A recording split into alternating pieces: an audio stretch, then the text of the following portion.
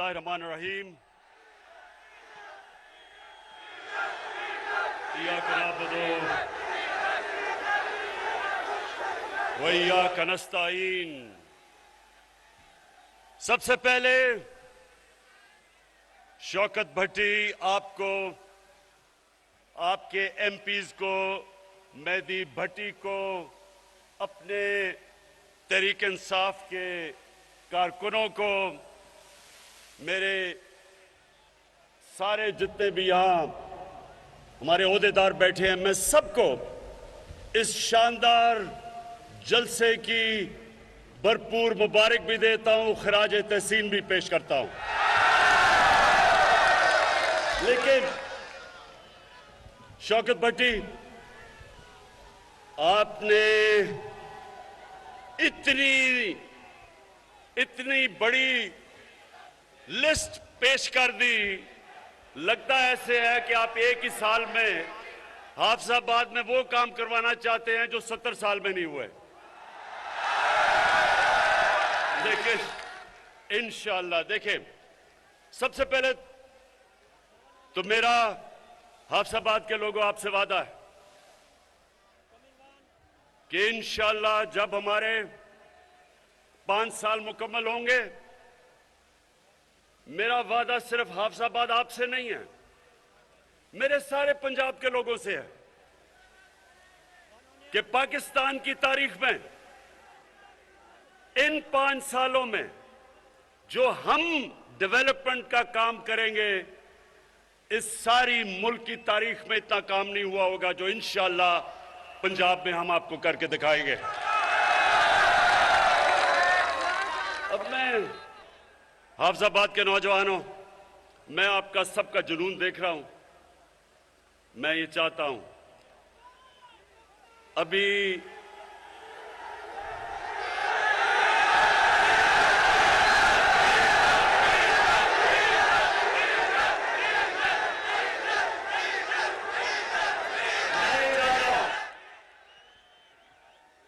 कि ये जो आज मैं आपसे बातचीत करने आया हूं, आपने बड़े तहम्मुल से और आराम से मेरी बात सुननी। मैं सबसे पहले एक चीज आपसे पूछता हूं, क्योंकि आप बाशऊर लोग हैं, मुझे ये बताएं कि इमरान खान को सियासत में आने की जरूरत क्या थी 25 साल पहले?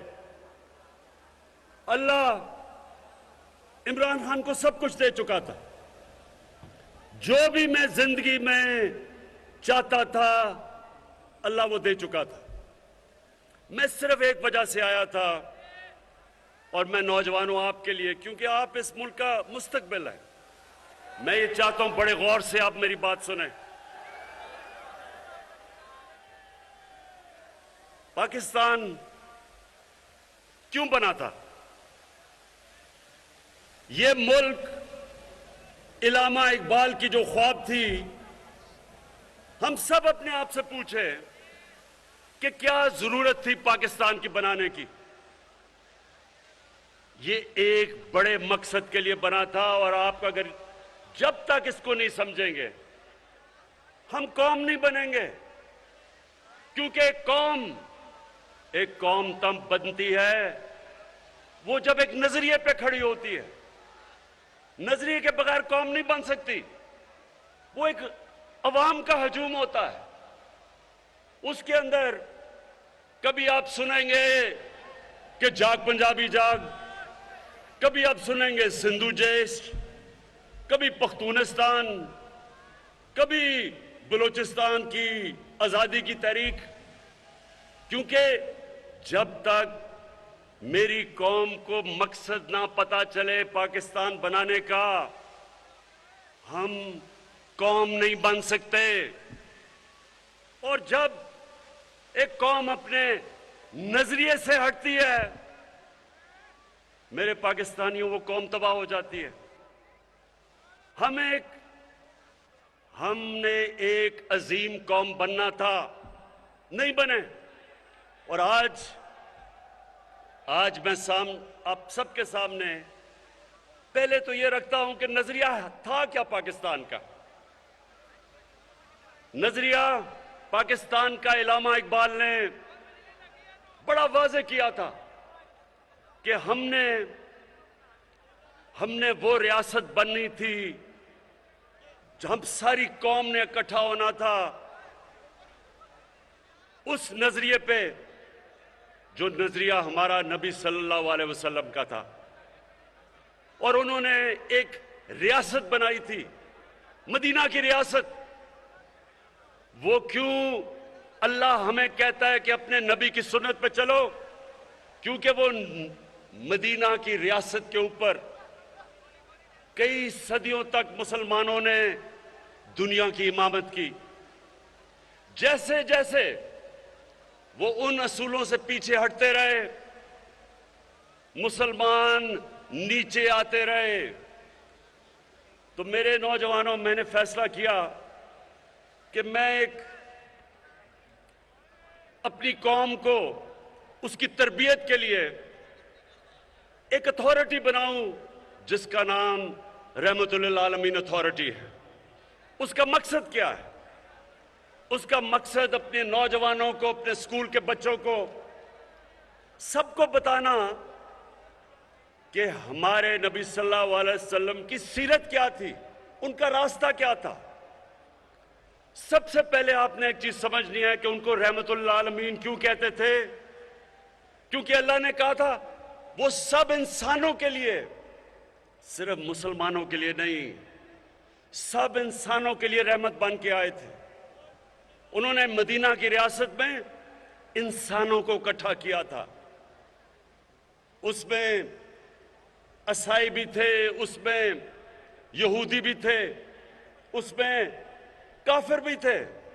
उन सबको उन्होंने, इंसानों को इकट्ठा किया था एक नजरिए पे। और वो नजरिया ये था मदीना की रियासत में कि सबसे पहले रियासत में अदल और इंसाफ होगा। रियासत इंसानों को एक ही कानून सब इंसानों को रखेगी, यानी कि ताकतवर और कमजोर एक ही कानून, कानून की हुक्मरानी, इंसाफ। दूसरा रियासत में असूल था इंसानियत, फलाई रियासत, दुनिया की तारीख की पहली फलाई रियासत बनी थी। और तीसरी खुददारी, कि वो रियासत एक आजाद रियासत थी।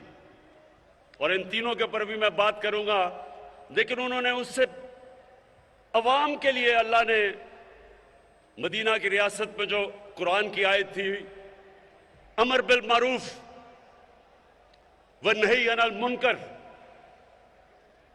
अल्लाह ने इंसानों को कहा कि रियासत की तो जिम्मेदारी इंसाफ देना, खुददार कौम, इंसानियत, फलाई रियासत, लेकिन अवाम की जिम्मेदारी क्या थी कि तुम अच्छाई के साथ खड़े होगे और बुराई के खिलाफ जहाद करोगे। ये समझ जाएं कि अल्लाह ने इंसान को ये इजाजत नहीं दी थी कि एक तरफ बुराई हो रही हो और आप इंसान कहे जी कि मैं तो किसी की तरफ भी नहीं हूं। ये मैं 25 साल से अपनी कौम को बता रहा हूं कि जब तक एक कौम बुराई के खिलाफ नहीं खड़ी होगी, उस कौम में बुराई बढ़ जाएगी, वो कौम आगे नहीं बढ़ेगी। जब एक कौम देखेगी कि जुल्म हो रहा है, जुल्म के खिलाफ नहीं खड़े होंगे, जुल्म बढ़ जाएगा। जब एक कौम देखेगी कि करप्शन बढ़ रही है और कौम कुछ नहीं करती, तो माशरे में करप्शन बढ़ जाएगी। जब हम आप देखते हैं कि माशरे में सेक्स क्राइम बढ़ती जा रही है, बच्चों से ज्यादतियां, रेप, ये माशरा इसका मुकाबला करता है। तो मैं सबसे पहले अपनी कौम को यह बताना चाहता हूं कि मैं 25 साल से अपनी कौम में तबलीग कर रहा हूं कि आपके ऊपर फर्ज है कि हम सब, अगर हमने अजीम कौम बनना है तो हमें सब अच्छाई का साथ देना है। हम जब देखें कि मुल्क के नामवर करप्ट लोग, मुजरिम, अदालतों में जिनके केस, वो जब सब खड़े होके एक तरफ कोशिश करते हैं कि मुल्क की रियासत को गिराने के लिए, पैसा चलाने के लिए, लोगों को खरीदने के लिए, चोरी के पैसे से लोगों के जमीर खरीदने के लिए, तो रियासत की जिम्मेदारी होती है इसके खिलाफ आवाज बुलंद करना, अवाम की जिम्मेदारी होती है, अदलिया की जिम्मेदारी होती है, इलेक्शन की जिम्मेदारी होती है। कौम मुकाबला करती है इसका। मैं नौजवानों, मगरिब में अपना बड़ा टाइम गुजारा क्रिकेट की वजह से। आप यकीन करें कि उनकी जमहूरियत के अंदर किसी की जुर्रत नहीं हो कि वो किसी एमपी के ऊपर, मेंबर ऑफ पार्लियामेंट का जमीर खरीदने की कोशिश करे। उनकी जुर्रत नहीं होती, ना एमपी की, मेंबर पार्लियामेंट की जुर्रत होती है बिकने की, क्योंकि उन्हें पता है कि वो माशरे में नहीं अपनी शक्ल दिखा सकेंगे। एक नौजवानों ये जरा गौर से सुने, ये सारी जिंदगी बातें आपको काम आएंगी। अमेरिका के अंदर एक बड़ा अमीर आदमी था, उसका नाम बर्नी मैडॉफ था। बहुत अमीर आदमी था, सारे बड़े बड़े लोग उसको जानते थे, फिल्म स्टार वगैरह सब जानते थे। वो करप्शन में पकड़ा गया। अब नौजवानों ये सुनो, उसे हुआ क्या? जब वो करप्शन में पकड़ा गया, उसके बड़े बेटे ने खुदकुशी की। उसका जो दूसरा बेटा था वो घर से ना निकला और अब घर बैठा बैठा ही मर गया बीमारी में। उसकी बीवी ने तलाक दी, उसकी बहन और उसके खामद ने खुदकुशी की। क्यों? क्योंकि उनको पता था कि माशरे में उनकी जगह खत्म हो गई, कोई घर नहीं उनको बुलाएगा, कोई उनके बच्चों से शादी नहीं करेगा। ये होता है खौफ। जब एक कौम अमर बिल मारूफ पे खड़ी होती है, खौफ होता है लोगों को कि माशरा क्या कहेगा। तो मैं इसलिए रहमतुल्लिल आलमीन अथॉरिटी बनाई कि हम अपने बच्चों को पढ़ाएं, स्कूल के अंदर बच्चों को सीरत नबी से पढ़ाएं, यूनिवर्सिटी में रिसर्च करवाएं, इसके ऊपर डिबेट्स करवाएं, मुल्क का कैरेक्टर बनाएं। एक जब मदीना की रियासत खड़ी हुई थी तो हमारे नबी सल्लल्लाहु अलैहि वसल्लम ने उनका कैरेक्टर, उनको लोगों को उठा दिया था, अखलाकियात उठा दी थी। और इसलिए एक तो ये वजह है कि मैंने ये अथॉरिटी बनाई कि सीरत, नबी की सीरत बच्चे बच्चे को पता हो, फिर वो जो मर्जी करना चाहता है करे, लेकिन हम अपनी रियासत, अपने लोगों में शऊर पैदा करें कि उनको पता तो चले कि ये मुल्क बना क्यों था। हमने तो एक मिसाल बननी थी दुनिया में कि एक मिसाली इस्लामी रियासत क्या होती है। ये तो इल्हाम इकबाल की सोच थी। तो मैं सबसे पहले ये कहना चाहता हूं कि मैं 25 साल पहले जब सियासत शुरू की थी तो मैं इसलिए नहीं आया था कि टमाटर की क्या कीमत है और आलू की क्या कीमत है। मैं इसलिए आया था कि मैं पाकिस्तानियों को एक कौम बनाना चाहता था। मैं देखा कि कैसे कायद आजम के बाद आहिस्ता आहिस्ता हमारी कौम, दुनिया में उसका वकार गिरता गया। मैंने देखा कि कैसे आहिस्ता आहिस्ता हमारे जो हुक्मरान थे उनको पता ही नहीं था कि मुल्क बना क्यों है। कायद आजम के बाद कभी भी कोई ऐसी लीडरशिप नहीं आई जिसने लोगों को बताया कि ये मकसद क्या था। जब पाकिस्तान बनने का ये नारा लगा था कि पाकिस्तान का मतलब क्या, तो ला इलाहा इल्लल्लाह जो नारा था वो इसमें फलसफा था कि कैसे हमने एक गैरतमंद और अजीम कौम बनना है। तो मैं दूसरी बात करता हूं कि हम कौम कैसे बनेंगे। एक तो मैंने रहमतुल्लाह आलमीन का आपको कहा, दूसरा हमने फैसला किया कि हम अपनी कौम में एक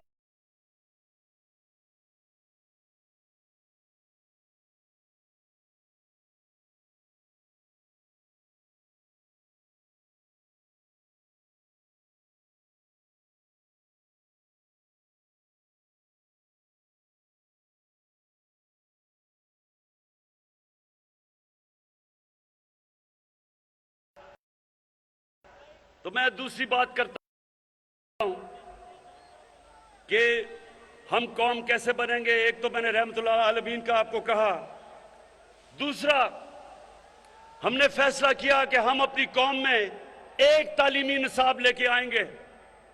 अभी तक अंग्रेज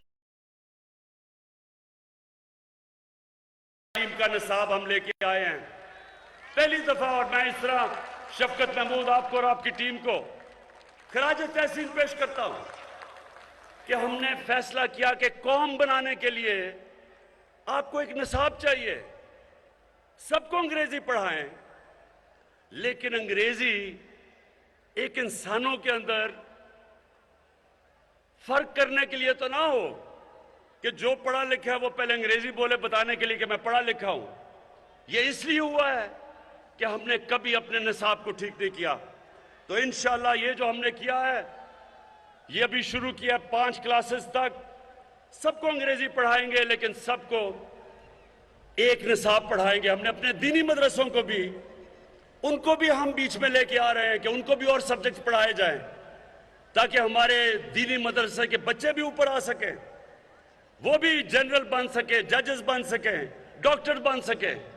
तो सारी कौम को उठाने के लिए सबसे पहले तो तालीम के ऊपर हमने काम किया, फिर 26 लाख स्कॉलरशिप्स। ये सुने जरा गौर से, 26 लाख स्कॉलरशिप्स हमने रखी अपने अवाम के लिए, नौजवानों के लिए। और ये सारों को मॉनिटर कौन कर रहा है? मेरा प्राइम मिनिस्टर ऑफिस से हम 26 लाख स्कॉलरशिप्स को देख रहे हैं कि वो मेरिट पे जा रही हैं। कहीं कोई तालिब इल्मों को कोई मसले नहीं आ रहे।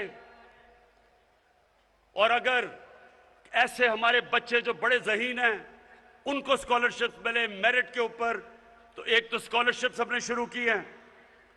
फिर एक और काम किया है टेक्नोलॉजी के लिए।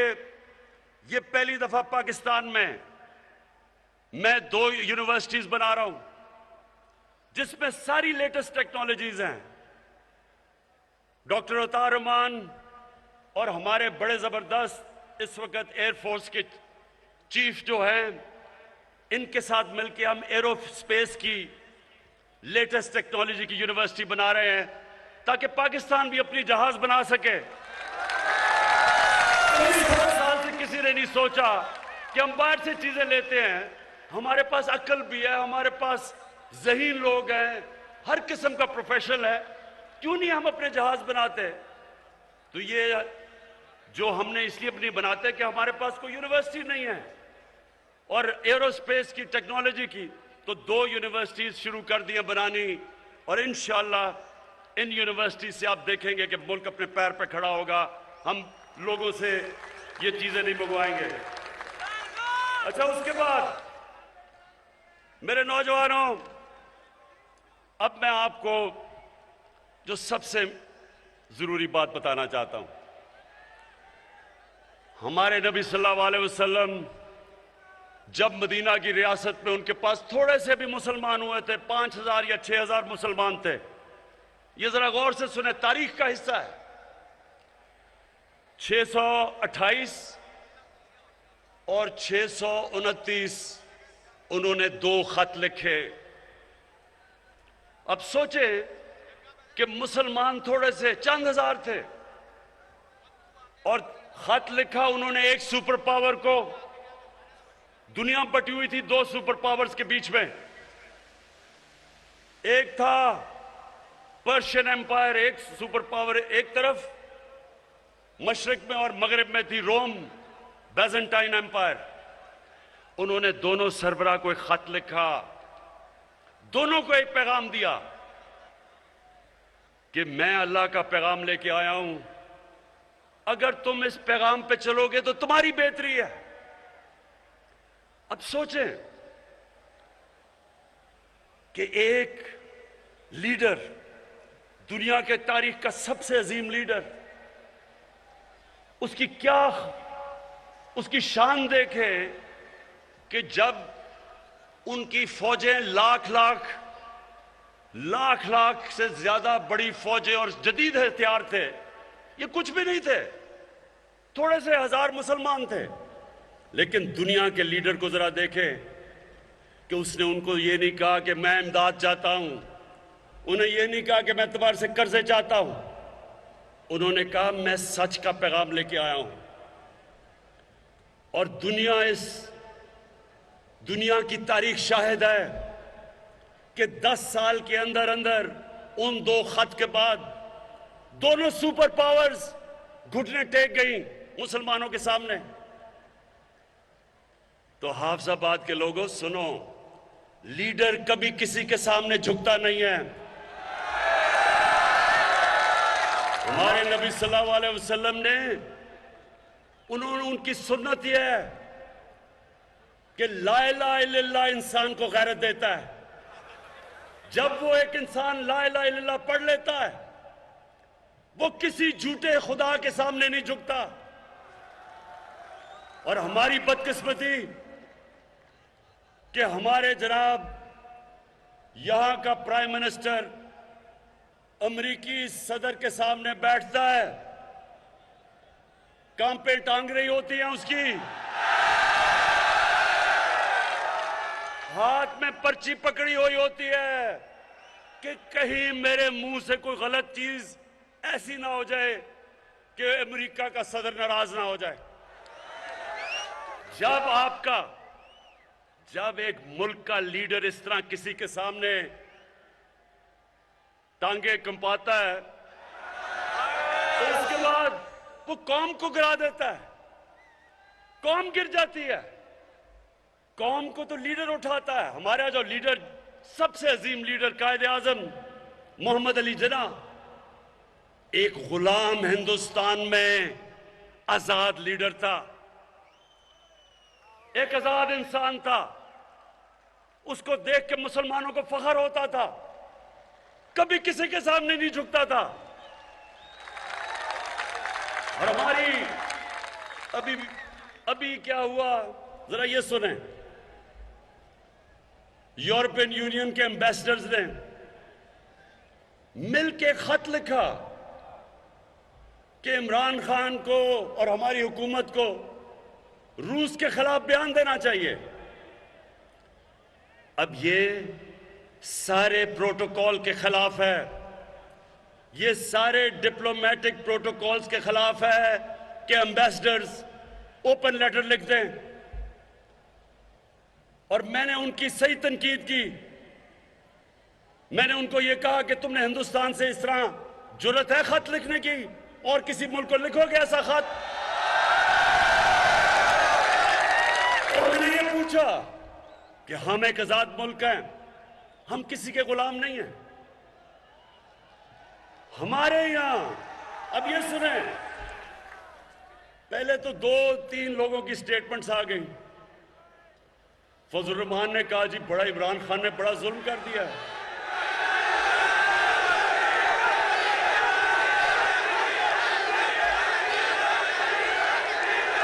मैंने कुछ कह रहा। उसके बाद शहबाज शरीफ, अब जरा शहबाज शरीफ को देखें, वो जब भी जरा सुने मजे सुने, जब भी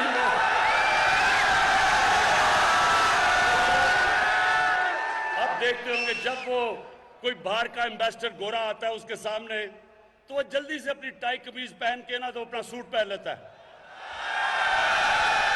कि सर मैं भी आप ही की तरह हूं।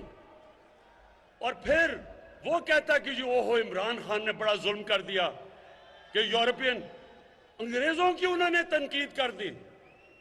उसके बाद कांपे टांग रही। बिलावल कहता है को हो इमरान खान ने पाकिस्तान पे जुल्म कर दिया। मेरे पाकिस्तानियों जरा गौर से सुने, मैं इन सबसे बेहतर मगरब को जानता हूं। मेरी जिंदगी के कितने साल गुजरे, क्रिकेट खेलता था सारी दुनिया में। मैं मगरबी ज़हनियत को अंदर से जानता हूं। जो लोग उनके जूते पॉलिश करते हैं वो उनको हकारत से देखते हैं। जो लोग अपनी कौम के मफादात के लिए खड़े होते हैं वो उनकी इज्जत करते हैं। आपने देखा, सुनो जरा,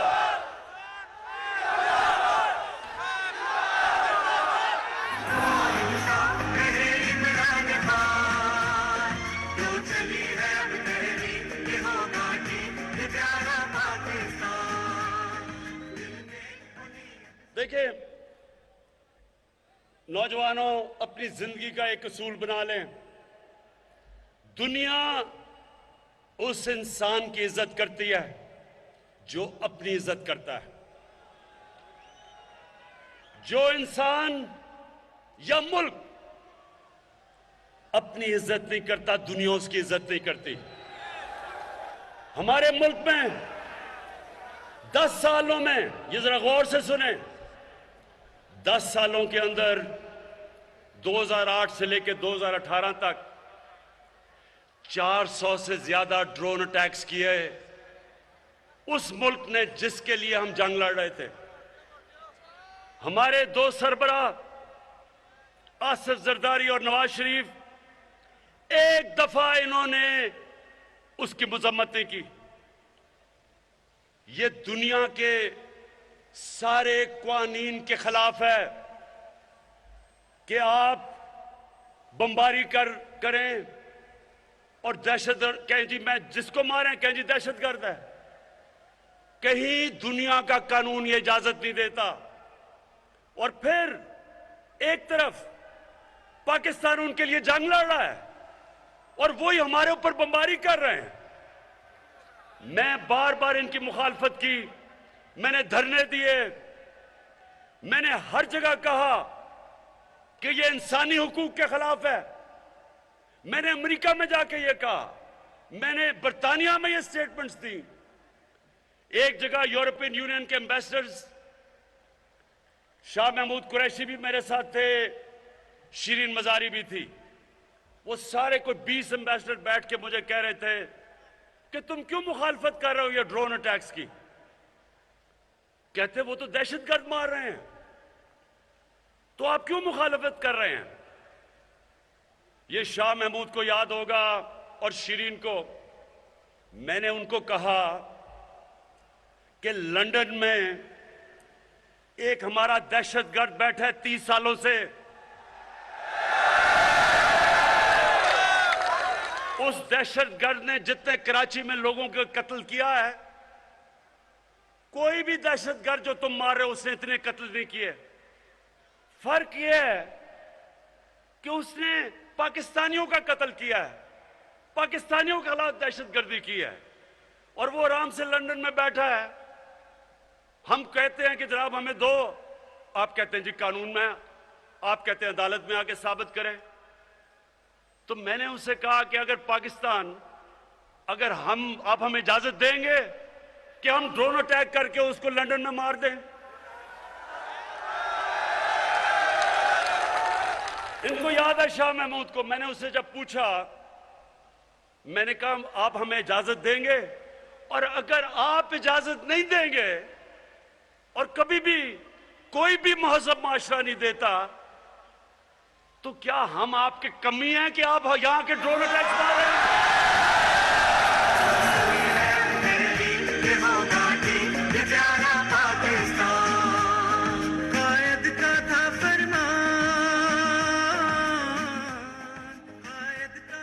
पाकिस्तानियों, मैं वाज़ेह कर दूं कि मैं समझता हूं कि पाकिस्तान को दुनिया में हर मुल्क से अच्छे ताल्लुकात रखने चाहिए। अमेरिका से अच्छे ताल्लुकात रखने चाहिए। बहुत बड़ी पावर है, हमारी तिजारत उसके साथ है। हमारे बड़े अजीम पाकिस्तानी वहां रहते हैं, लेकिन मैं 22 करोड़ पाकिस्तानी का वजीर आजम हूं। मेरी सबसे बड़ी जो जिम्मेदारी है कि मैं अपने पाकिस्तानियों के हुकूक की हिफाजत करूं, मैं अपने पाकिस्तान के मफादात की हिफाजत करूं। मैं ये कभी इजाजत नहीं दूंगा कि कोई आके फॉरेन पॉलिसी ऐसी हो कि हम किसी को खुश करते करते अपने मुल्क को नुकसान पहुंचाएं। मैं ये कभी इजाजत नहीं दूंगा। मैंने अब ये जरा गौर से सुने, मैंने अमेरिकी सदर को मिलने गया। आपने देखा भी होगा डोनाल्ड ट्रंप को जब मैं मिलने गया। मैं सबसे पहले आपको बताऊं कि मैंने कम से कम खर्चा क्यों किया। मैं कमर्शियल फ्लाइट पे गया, मैं होटल में भी नहीं ठहरा, मैं पाकिस्तान की एम्बेसी के कमरे में ठहरा।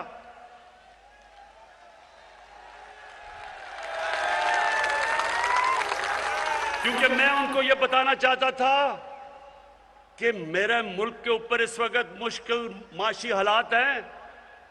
मैं अपने मुल्क का पैसा बचा रहा हूं। मैं वहां सूट पहन के नहीं गया, मैं अपनी शलवार कमीज में गया।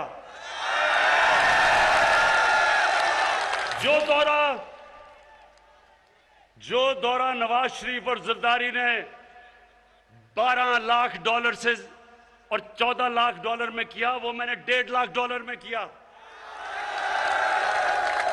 सिर्फ इसलिए कि मैं मगरब ज़हनियत को समझता हूं। आप वहां जाके बड़े बड़े होटलों में ठहरे हैं, अपने मुल्क का पैसा खर्च करें, उनको बड़े बड़े तोहफे दें, और उनको पता हो कि आपका मुल्क मकरूज है। वो आपकी इज्जत नहीं करते, वो आपको नीचा समझते हैं, वो आपका मजाक उड़ाते हैं आपके पीछे। मैं जानता हूं उनको। वो आपकी इज्जत करते हैं जब वो देखते हैं कि इसको अपने मुल्क की फिक्र है। वो देखते हैं कि उसे जब अपने मुल्क पे फख्र है, उसको शर्म नहीं आती पाकिस्तानी होते हुए। और सबसे ज्यादा वो आपकी इज्जत करते हैं। और ये सुने जरा गौर से, जब भी मेरे पास कोई बाहर से कोई सरबरा मुल्क का आता है, कोई फॉरेन मिनिस्टर आता है, तो सुने पाकिस्तानियों, मेरी एजेंसीज, मेरा फॉरेन ऑफिस मुकम्मल तौर पे उसके ऊपर बताता है कि उसने तालीम किधर हासिल की, उसने सियासत से पहले क्या किया, उसका पेशा क्या था, उसने पैसा क्या बनाया, वो ईमानदार है या नहीं। पूरा मेरे पास उसकी डिटेल आती है उसके मिलने से पहले। इसी तरह जब पाकिस्तान का सरबराह जाता है बाहर के मुल्क में, तो उनके पास हर चीज उसके ऊपर आ जाती है कि इसकी तालीम क्या है, इसकी सियासत में क्या इसका पोजीशन है, क्या ये ईमानदार है या नहीं। और जब उनको ये पता चलता है कि हमारे वजीर आजम के अरबों डॉलर की प्रॉपर्टीज बाहर पड़ी हैं, ये याद रखें कि उनकी एजेंसीज मुकम्मल तौर पे बता देते हैं कि उनके पैसे किधर हैं। उनकी लंदन में तो क्या पाकिस्तान में भी कोई प्रॉपर्टी नहीं, उनको सब पता चल जाता है। उनके पास एक एक चीज होती है। इसलिए अगर अल्लाह ने मुझे बाहर इज्जत दी तो उनको सबको पता है कि मेरा कोई पैसा बाहर नहीं पड़ा। उन सबको पता है कि मैंने अपने मुल्क से करप्शन नहीं की। वो आपकी इज्जत करते हैं। और अल्लाह का शुक्र है कि चाइना में गए, उन्होंने हमारी इज्जत की। आपने देखा होगा कि उन्होंने रिकॉर्ड टाइम पे, हाफिजाबाद ये याद रखो, रिकॉर्ड टाइम में चाइना ने हमें फाइटर जहाज दिए। J10C, जो आपको पता होना चाहिए कि ये 1982 के बाद पाकिस्तान के पास इस तरह के जहाज आए हैं और ये हमारे तहफ़्फ़ुज़ के लिए, और जोड़ लगने थे 2 या 3 साल, 7 महीने में उन्होंने हमें ये JC-10 की स्क्वाड्रन दी है। ये F-16 के बाद सबसे बड़ा पाकिस्तान की हिफाजत के लिए चाइना ने दिया है, क्योंकि इज्जत करते हैं। हम रूस गए, 3 गार्ड ऑफ ऑनर्स दिए उसने, रूस के प्रेसिडेंट ने हमें इज्जत दी, उसने हमें। मैं जब सदर ट्रंप से मिलने गया, उसने इज्जत की। उसे पता था कि ये आदमी 2 नंबर नहीं है। जब वो हमारे पिछलों से मिलते थे तो इसलिए ये बेचारे उनके सामने गिरे हुए होते थे। तो देखें, कौम की इज्जत उसका प्राइम मिनिस्टर होता है, उसका सरबराह होता है। जब वो झुकता है, वो कौम की सारी इज्जत नफ्स तबाह करके रख देता है। तो मैंने आपसे 25 साल पहले अपनी कौम से कहा था कि ना मैं कभी किसी के सामने झुका हूं, और इंशाअल्लाह कभी अपनी कौम को किसी के सामने झुकने नहीं दूंगा। 22 तारीख को 15 साल के बाद इस्लामिक मुल्कों की यानी OIC की कॉन्फ्रेंस हो रही है इस्लामाबाद में। 15 साल के बाद सारे मुसलमान मुल्कों के फॉरेन मिनिस्टर्स आ रहे हैं पाकिस्तान में।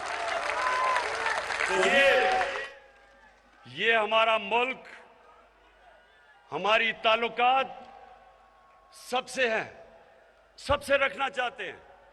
और मैं आपको ये वाज़ेह कर दूं कि हम सबसे ताल्लुकात रखेंगे, लेकिन अपने मुल्क के मफादात के ऊपर कभी कॉम्प्रोमाइज नहीं करेंगे।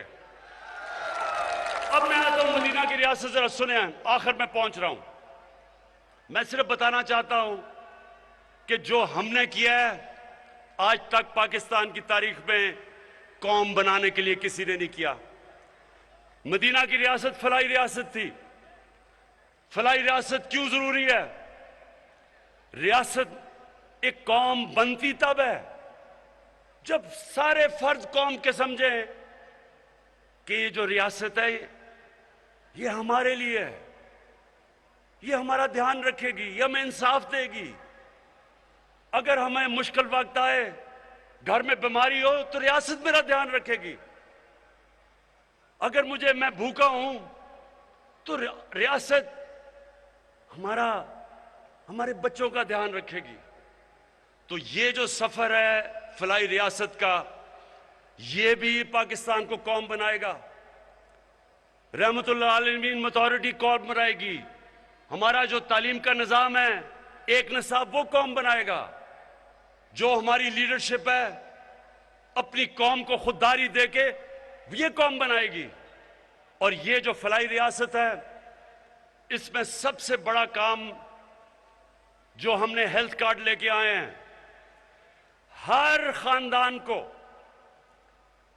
खानदान स्वाय सिंध के, क्योंकि सूबे कर रहे हैं, ये उस्मान बुज़दार की मैं खास तारीफ करता हूं कि 400 अरब रुपया कभी पाकिस्तान में इस तरह का पैसा किसी ने खर्च नहीं किया आवाम पे। 400 अरब रुपया हम खर्च कर रहे हैं। हर खानदान को 10 लाख रुपए का हेल्थ कार्ड। इसका मतलब, ये जरा सुने, इसका मतलब ये कि अगर आपके घर में खुदा ना खास्ता बीमारी आए तो वो 10 लाख तक आप किसी भी अस्पताल में जाके अपना इलाज करवा सकते हैं। प्राइवेट हॉस्पिटल में जा सकते हैं। प्राइवेट हॉस्पिटल में आम आदमी सोच भी नहीं सकता जाने का।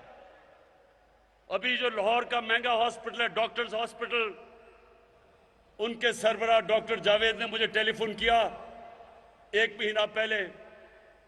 कहता है, इमरान, मैं आपको बताना चाहता हूं कि हमारे हॉस्पिटल में, और महंगा हॉस्पिटल है, पहला हेल्थ कार्ड के ऊपर हार्ट का ऑपरेशन किया हमने।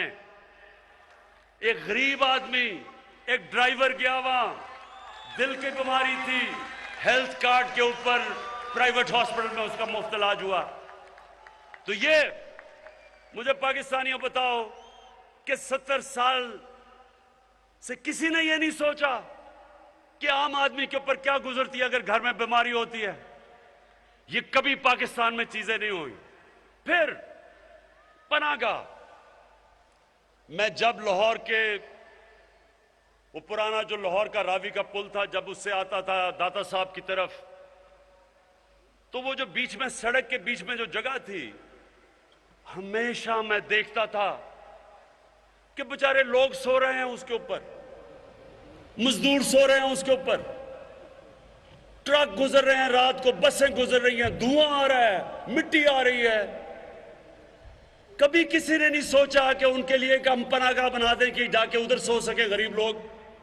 कभी किसी ने नहीं सोचा, कभी किसी में यह रहम नहीं आया कितना पैसा लगता है। कम से कम सोचे तो सही कि मजदूर बेचारे बाहर से आते हैं शहर में काम करने के लिए, अपने बीवी बच्चों का पेट पालने के लिए, तो पैसे बचाने के लिए बेचारे सड़क पे सो जाते हैं ताकि जो भी हम पैसा बचाएंगे तो हम बच्चों को, बीवी बच्चों को भेज सकें। लेकिन कभी रियासत में किसी ने नहीं ये सोचा, क्योंकि एहसास ही नहीं है। हमने पहली दफा, मैं आपको बताऊं, पनाहगाह के अब हम सारे पाकिस्तान में बना रहे हैं मॉडल। हम ऐसा कैसा कर रहे हैं कि पनाहगाह उसके अंदर एक बनेगी पनाहगाह जिधर लोग रात को सो सकते हैं, खुली हुई हैं, लेकिन इसको और बेहतर अब कर रहे हैं। उनको उसल खाने, नहा सकते हैं, उनको खाना मिलेगा 2 वक्त का, मुफ्त खाना खाएंगे ताकि उनको किराए पे पैसा खर्च ना हो, ताकि खाने पे पैसा खर्च ना हो, और जो भी मजदूरी का पैसा हो वो अपने बीवी बच्चों को भेज सके। और इन पनाहगाहों के साथ साथ अब हम दुकानें बनाएंगे, दुकानों से आमदनी आएगी, पनाहगाह का खर्चा जाएगा। उसके साथ एहसास सेंटर खोलेंगे, उनकी ट्रेनिंग करवाएंगे, तो इंशाअल्लाह ये फलाई रियासत की तरफ पूरा हमारा रास्ता है। फिर कामयाब पाकिस्तान, शहरों के अंदर और देहातों में 20 लाख खानदानों के ऊपर हम क्या कर रहे हैं, सूद के बगैर 5 लाख कर्जा अपनी बिजनेस शुरू कर सकें, अपने किसान अपने खेत पे लगा सके। 20 लाख रुपया सूद के बगैर कर्जा दे रहे हैं, अपना घर बना सकें। उसके अलावा टेक्निकल एजुकेशन, ये सारा एक खानदान के लिए टेक्निकल एजुकेशन दे रहे हैं। फिर ये पहली दफा, ये सारी चीजें पाकिस्तान में पहली दफा हो रही हैं। फिर अब सबसे ज्यादा एक इंसान क्या चाहता है कि मेरे सर के ऊपर छत हो, अपना घर हो। अब शहरों के अंदर इतना महंगा घर बनाना, लोग, आम आदमी घर ही नहीं बना सकते। हमारी ये कच्ची आबादियां बढ़ती जा रही हैं क्योंकि लोग अपना घर नहीं बना सकते। तो पहली दफा, आप सुनो मेरे पाकिस्तानियों, पहली दफा हमने बैंकों के साथ मिलके, हुकूमत ने भी पैसा डाला है, बैंकों ने पहली दफा कर्जे देने शुरू हुए उन लोगों को, मजदूरों को, वेल्डर को, मोची को, दर्जी को। और कैसे कर्जे, अब क्या किया हमने, जो वो किराए का जो किस्त देते थे 1 महीने की किराए के लिए, उसी किस्त को हमने बैंकों से कर्जा ले लिया। बजाय किराया देने के वो बैंकों को किस्त देते हैं और घर उनका अपना हो जाता है। अब तक 60 अरब रुपए, अब तक 60 अरब रुपए पाकिस्तान की तारीख में पहली दफा बैंकों ने ये छोटे लोगों को कर्जे दिए हैं। इससे पहले सिर्फ पैसे वालों को कर्जे मिलते थे। और इंशाअल्लाह मेरा इसको हम बढ़ाते जाएंगे, और मेरी ख्वाब यह है कि मेरे आम लोगों के लिए हम सस्ते कर्जे दें ताकि वो अपने घर बना सके। फिर हम, महंगाई का दौर है, एहसास राशन, एहसास राशन अब हम शुरू कर रहे हैं। 2 करोड़ खानदान को हम पैसा दे रहे हैं, वो जाके घी, आटा और चीनी 30% इसके ऊपर उनको रियायत मिलेगी किराना स्टोर से। ये पूरे पाकिस्तान में 2 करोड़ खानदान के लिए हम कर रहे हैं। और उसके बाद ये सुने जरा, ये सुने मेरे नौजवानों, जो मुझे सबसे ज्यादा खुशी है, हमने रिकॉर्ड टैक्स इकट्ठा किया।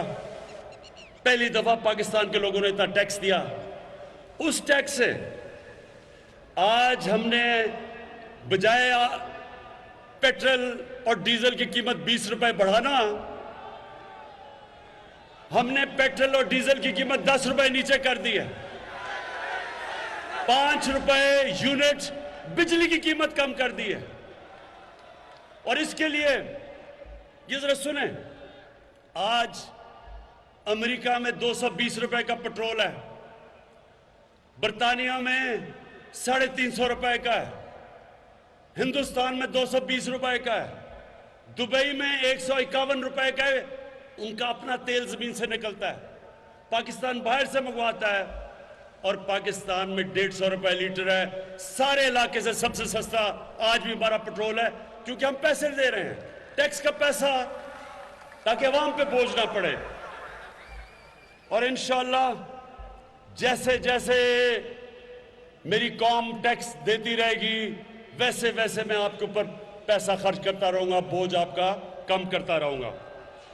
और मैं अब मायशत के ऊपर आ रहा हूं। ये जरा मेरी गौर से सुने, मैं आखिर अब तकरीर खत्म करने वाला हूं। ये जरा गौर से सुने अब बात। 100 साल में एक दफा इतना बड़ा अजाब है जो कोरोना है। 100 साल में इतना बड़ा बुरहान आया दुनिया के अंदर। जब बुरहान आया तो मेरे पाकिस्तानियों, सारी दुनिया ने लॉकडाउन लगा दिए, सारा कारोबार बंद कर दिया, लोगों को घरों में बंद कर दिया। हिंदुस्तान ने भी कर दिया। मुझे सबने कहा कि आप भी पाकिस्तान में लोगों को बंद कर दें। मैंने बार बार लोगों से एक सवाल पूछा कि मुझे बताओ कि अगर मैं लॉकडाउन लगाऊंगा, मेरे दिहाड़ीदार का क्या बनेगा, टैक्सी ड्राइवर का क्या बनेगा, रिक्शा ड्राइवर का क्या बनेगा, छाबड़ी वाले का क्या बनेगा। जो आदमी पैसा कमाता है और अपने बच्चों को पालता है, जो दिहाड़ी कमा के बच्चों को खाना देता है, उसका क्या बनेगा। सिंध ने मेरी बात नहीं मानी, सिंध हुकूमत ने लॉकडाउन लगा दिया। मुझे बुरा भला कहा गया। सारी ऑपोजिशन पार्टीज की तकरीरें मौजूद हैं। हर जगह उन्होंने कहा कि इमरान खान मुल्क को मरवा देगा। तो मेरे हाफिजाबाद के नौजवानों, अल्लाह का करम हुआ कि आज 2 साल के बाद सारी दुनिया ये कह रही है कि जो इमरान खान और पाकिस्तान ने कोरोना पे जो उन्होंने हिकमत अमली की थी, वो दुनिया में सबसे अच्छी है। दुनिया आज हमारी हिकमत अमली पे चल रही है। तो मैं सिर्फ आपको ये कहना चाहता हूं कि अगर हम इतने नाहिल थे, तो सबसे मुश्किल वक्त में जो पाकिस्तान ने हिकमत अमली इख्तियार की, दुनिया ने उसकी तारीफ की। वर्ल्ड हेल्थ ऑर्गेनाइजेशन ने, वर्ल्ड इकोनॉमिक फोरम ने, इकोनॉमिस्ट ने पाकिस्तान को दुनिया के टॉप 3 मुल्कों में रखा। हमने अपने मुल्क अवाम को भी बचाया, अपनी मायशत को भी बचाया। और कोरोना के दौर में पाकिस्तान की मायशत माशाअल्लाह अल्लाह के करम से 5.6% पे बढ़ी। 5.6%। सब दंग रह गए। हमारी रिकॉर्ड, ये जरा सुने, रिकॉर्ड एक्सपोर्ट, टेक्सटाइल की रिकॉर्ड एक्सपोर्ट, बाहर से पाकिस्तानियों ने जो पैसे भेजे रेमिटेंसेस, वो रिकॉर्ड। हमारी कंस्ट्रक्शन के अंदर 1500 अरब रुपया आया, वो रिकॉर्ड। हमारा आईटी के अंदर एक्सपोर्ट, वो रिकॉर्ड। 4 बड़ी जो हमारी फसलें थी, गंदम, गन्ना, चावल और मकई, चारों में रिकॉर्ड हुआ। और अब इंशाल्लाह जो हमने इंडस्ट्रियल पैकेज दिया है, ये मेरी अब पेशेंट गोई सुन लो। जो हमने अब इंडस्ट्रियल पैकेज दिया, आप देखेंगे कि ये पाकिस्तान को बिल्कुल एक तब्दील करके एक अजीम मुल्क बना देगा। हमें दुनिया में, और ये सुन लो आखिरी दो चीजें, हमने जो मौसम की तब्दीली के ऊपर कदम उठाए, बरतानिया के प्राइम मिनिस्टर ने यूनाइटेड नेशंस में पाकिस्तान को कहा कि पाकिस्तान मिसाल है, पाकिस्तान वो मुल्क है जो दुनिया को दिखा रहा है कि मौसम की तब्दीली यानी क्लाइमेट चेंज का कैसे मुकाबला करना है। फिर 50 साल में, हाफिजाबाद के लोगों, आप यहां ज्यादातर किसान हो, 50 साल में पहली दफा पाकिस्तान में डैम्स बनी हैं। 10 डैम्स बना रहे हैं हम, ये 50 साल के बाद, ताकि पानी को बचाएं, ताकि किसानों के पास ज्यादा पानी आए, सस्ती बिजली बने, पानी के ऊपर बिजली बने। और इंशाअल्लाह 3 साल में पहली मोमन डैम कंप्लीट हो रही है, उसके बाद दासू डैम और उसके बाद बादशाह डैम। इससे पाकिस्तान में जो पानी का हम जो रिजर्वोयर है वो दुगने हो जाएंगे, यानी पानी हमारे पास दुगना हो जाएगा आज से। और इंशाल्लाह ये किसानों के लिए बड़ी खुशखबरी है। मैं आखिर में, मेरे हाफिजाबाद के लोगों, मैं आपके सामने आखिर में एक बात कहता हूं कि मेरा ये ईमान है कि हमारा मुल्क एक बहुत अजीम मुल्क बनने जा रहा है। ये वो मुल्क है जो 27वीं रमजान को बना था। ये वो मुल्क है जिसने दुनिया को बताना है कि सही माने में जो नबी सल्लल्लाहु अलैहि वसल्लम की सुन्नत थी, मदीना की रियासत, वो कैसे, उसके क्या असूल थे। हमने दुनिया में मिसाल बनना है, हमने खुददार कौम बन के सामने आना है और हमने दुनिया को यह साबित करना है कि किधर से, जिस तरह मदीना की रियासत में मुसलमान उठे थे, उसी तरह यह मुल्क उन उसूलों के ऊपर चल के एक दुनिया का अजीम तरीन मुल्क बनेगा। और इंशाअल्लाह ये जो हमारे सामने हमें धमकियां मिलती हैं, अभी ये जो हिंदुस्तान का एक मिसाइल भी आ गया, पाकिस्तान ने बड़ी हिकमत से इसका जवाब दिया। हालांकि हम और भी कुछ कर सकते थे, लेकिन आज मैं आपको कह दूं, हमारा मुल्क वो है जो अपनी दिफा कर सकता है, जो इस वक्त सही रास्ते पे चला गया है, जिसकी माशत सही जा रही है, और जो इंशाल्लाह अगले 1.5 साल होंगे उसमें आप देखेंगे कि ये मुल्क उधर पहुंच जाएगा जो, अगर हम 1947 में सही माने पे चल पड़ते तो आज हम कहां के कहां पहुंच चुके होते।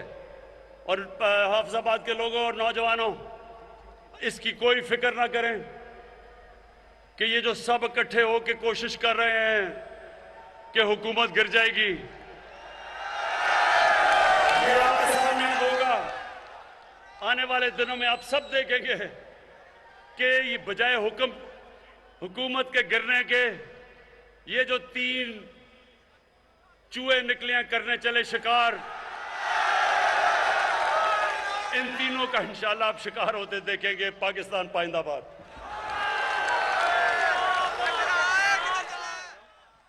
वज़ीर-ए-आज़म इमरान खान हाफिजाबाद में जलसे से खिताब कर रहे थे। आपको बताते चलें कि जलसागाह में आवाम की बड़ी तादाद मौजूद थी, जिसमें जोश खरोश दीदनी था। आपको बताएं कि इस दौरान वज़ीर-ए-आज़म इमरान खान ने कहा कि पाकिस्तान की तारीख में हमारे दौर में सबसे ज्यादा तरक्याती काम हुए। एहतसाब के डर से सारे चोर इकट्ठे हो गए हैं। हमारी ख्वाहिश है कि मदारिस के तलबा भी डॉक्टर्स और इंजीनियर्स बने। तमाम इलाकों में यकसा वसाइल की फराहमी को यकीनी बनाया जाए। उन्होंने कहा कि कौम बनाने के लिए जो इक़दाम हमने किए वो पिछले 70 साल में नहीं हुए। उन्होंने कहा कि सियासत में आने का मकसद एक कौम बनाना था, ना खुद किसी के आगे झुका हूं, ना ही कौम को झुकने दूंगा। उनका यह भी कहना था कि पूरी दुनिया हमारी कोरोना पॉलिसीज की मोतरिफ है। वज़ीर-ए-आज़म इमरान खान हाफिजाबाद में जलसे से खिताब कर रहे थे। इस जलसे में आवाम की बड़ी तादाद मौजूद थी और उसका जोश व खरोश भी दीदनी था। उन्होंने कहा कि सियासत में आने का मकसद पाकिस्तानियों को एक कौम बनाना था। वज़ीर-ए-आज़म ने इस दौरान यह भी कहा कि अजीम कौम बनाने के लिए 25 साल से तबलीग कर रहा हूं और अपनी 25 साल की जदोजहद को रायगा नहीं जाने दूंगा। माजी में हुकूमतें गिराने के लिए चोरी के पैसे से ज़मीर खरीदे गए, रियासत गिराने के लिए चोरी के पैसे से ज़मीर खरीदे जा रहे हैं, लेकिन इस बार भी अपोजिशन नाकाम होगी। उन्होंने कहा कि एहतसाब के डर से सारे चोर इकट्ठे हो गए हैं, लेकिन